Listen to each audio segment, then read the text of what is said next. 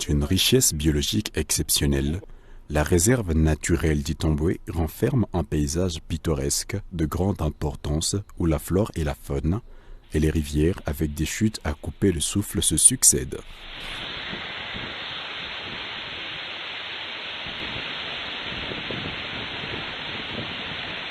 En visitant la RNI, après un effort de marche dans la forêt, de gauche à droite, on y observe différents types de végétation remarquables, changeant avec l'altitude allant de la plaine, 700 mètres d'altitude, jusqu'aux montagnes, 3475 mètres d'altitude, avec des variétés d'arbres dans lesquelles les animaux et les oiseaux vagabondent dans un milieu féerique. Les oiseaux dont le hibou de Prigogine, plusieurs espèces de touracos, les écureuils, des caméléons, des papillons et des insectes de toutes sortes, la forêt de montagne et de bambou, des clairières ou salines appelées Malambo, zone de rencontre et de reproduction des animaux, les lacs et rivières. La végétation de bambou abrite une gamme d'espèces de primates endémiques. Le gorille de plaine de l'Est. Le gorilla Peringei graueri est un grand singe des plaines de l'Est, résidant exclusivement au Congo dans les montagnes et forêts de moyenne altitude. Cette espèce compte parmi les espèces en voie de disparition, inscrites sur la liste rouge de l'UICN. La RNI est souvent appelée le dernier rempart des gorilles du fait que des familles des gorilles non habituées y vivent encore. Des efforts énormes sont encore à faire pour habituer ces familles à avancer dans le sens du tourisme de gorilles. Envisager un circuit sportif au regard du relief à Itombwe serait une bonne entame en la matière dans un premier temps. Il faudra en effet être de ceux qui aiment les marches difficiles pour découvrir son refuge caché quelque part dans les bambous et dans les forêts. Y habite également le gorille de Krauer, une espèce icône des naturalistes, Itombwe, est sûrement un de leurs derniers refuges peu explorés. Le gorille, ayant beaucoup hanté le rêve des scientifiques voulant croiser son regard, a finalement été photographié pour la première fois à Itombwe par une équipe d'expédition du montage de ce film en septembre 2017. Une famille de 18 individus a été observée à une distance d'environ 50 mètres. Cette distance a dû être gardée car cette espèce sauvage n'hésite pas à intimider et à charger ses observateurs pour défendre son territoire. Les populations vivant dans la zone à usage multiple de la réserve redoutent les gorilles qu'ils appellent localement Nguti ou Ngila en Swahili. La joie des membres du groupe d'explorateurs pour ce film a été grande quand, avec les pisteurs locaux, ils ont pu voir de loin les gorilles. Les zooms des caméras ont eu du mal à obtenir une photo nette tant la forêt était dense.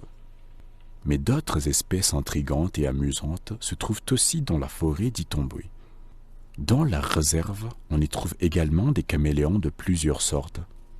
Caméléons à 3 cornes, et même sans cornes avec des queues courtes ou longues. Suite à leur camouflage, retrouver les caméléons, c'est comme retrouver ce trésor. Le caméléon à 3 cornes, appelé caméléon de Jackson ou Trioceros jacksonii, demeure encore une énigme. Aucune étude scientifique sur cette espèce n'ayant pas été poussée plus loin pour Itombwe, les visiteurs se demandent encore si ce caméléon est une nouvelle espèce rare et endémique ou non. L'espèce est souvent identifiée grâce aux cornes que possèdent le mâle et la femelle, ce qui lui donne un petit air de ressemblance à un dinosaure, Triceratops.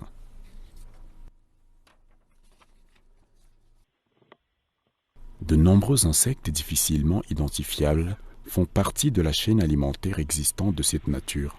Les araignées dans l'eau et sur les feuillages, ainsi que des lépidoptères brillent dans le firmament vert de cette végétation. Une diversité des papillons qui survolent aussi bien les parterres que les feuilles des arbres, comme sur les fleurs, attire les regards au risque d'écraser les chenilles. En effet, des chenilles se promènent aussi bien sur le sol que sur les arbres, rampant partout dans la forêt. Toujours dans cette beauté non exploitée de la forêt, de nombreux reptiles aquatiques et terrestres circulent sans prévenir.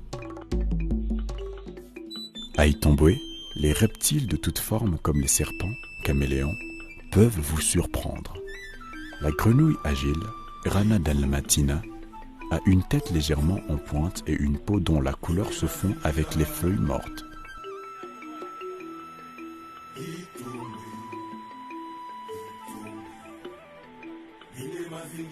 La réserve d'Itombwe possède un réseau hydrographique tant impressionnant. Elila et Ulindi, des grandes rivières et affluents du fleuve Congo, prennent source dans la réserve naturelle d'Itombwe.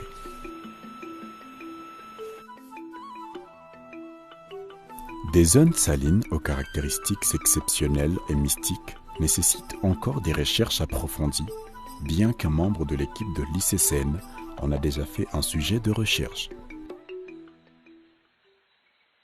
À certains endroits, les rivières de la réserve d'Itombwe continuent leur route dans des chutes lorsque le relief l'impose. Les populations locales disent que ce lac Longwe est l'un des refuges d'oiseaux migratoires du Kivu. Situé à 2700 mètres d'altitude dans un paysage déjà dégradé, ce lac est aussi entouré de mythes avec sa caractéristique de lac stagnant. La population locale dit qu'à chaque visite, il change de couleur.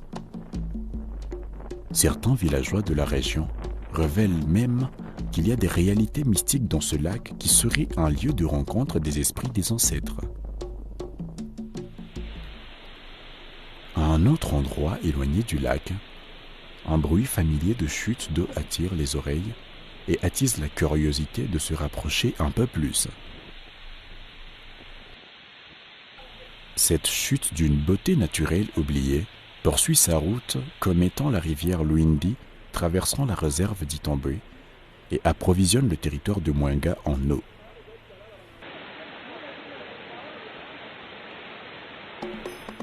Les peuples autochtones pygmées font partie des principaux acteurs de conservation dans la réserve d'Itombwe. Ils sont associés comme partie prenante dans la gestion et la protection des ressources naturelles. Leurs villages sont installés autour de la réserve ou même dedans de la réserve. Actuellement, ils pratiquent un mode de vie semi-traditionnel. Les pygmées d'Itombwe vivent de l'agriculture, de la chasse et de la cueillette. À la recherche des gibiers et autres ressources de la nature, ce peuple jadis nomade s'était installé dans ce village Mbanga vers les années 60. Les pygmées dans ce village sont confrontés à des multiples problèmes qui ont impacté leur culture ancestrale. La forêt a disparu autour du village. Presque tout a été déboisé. Les gibiers et autres ressources naturelles se font rares. Cette rareté les oblige à les chercher dans des endroits encore couverts de forêt d'une distance de 4 à 5 heures de marche de leur village. La réserve naturelle d'Itombwe fait face à plusieurs défis pour sa gestion durable. La réserve doit être gérée avec les populations locales de par son statut de catégorie 6. Ces populations locales vivent des pièges traditionnels pour une chasse commerciale ou de subsistance. Des braconniers sont aussi présents dans la réserve, chassant souvent avec des fusils.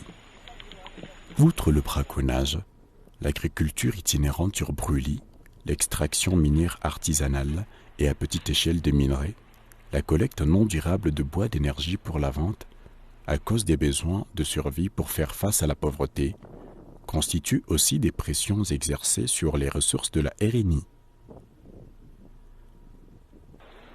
Mais grâce aux efforts de l'Institut congolais pour la conservation de la nature et de ses partenaires comme le WWF, des stratégies d'invention pour améliorer la gestion durable de la RNI et pour réduire les pressions et menaces ont été identifiées et les activités correspondantes mises en œuvre.